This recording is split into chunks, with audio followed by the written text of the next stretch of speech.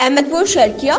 ہمارے نمائندے محمد خالد نواز خان کی رپورٹ کے مطابق احمد پور شرکیہ میں یوم یکجہتی کشمیر کے موقع پر مرکزی انجمن تاجران، جمعیت علماء اسلام، جامع الحنیف، جمعیت اہل حدیث، پختون اکاخیل اتحاد،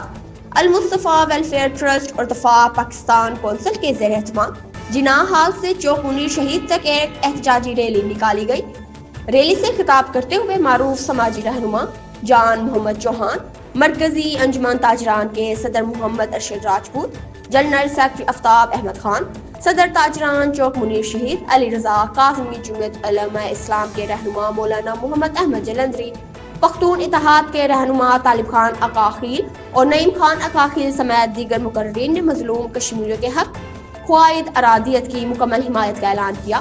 مقررین نے مقبوضہ کشمیر میں بھارتی مظالم کی شدید مذمت کرتے ہوئے کہا کہ پاکستان کی پوری قوم کشمیر عوام کے شانہ بشانہ کھڑی ہے۔ اس موقع پر شرکاء نے فتنہ الخوارج، فتنہ الہند اور بلوچستان سمیت ملک دشمن عناصر کے خلاف پاک فوج کے آپریشنز کی مکمل حمایت کا اظہار کرتے ہوئے پوری قوم اپنی مسلح افواج کے ساتھ ہے۔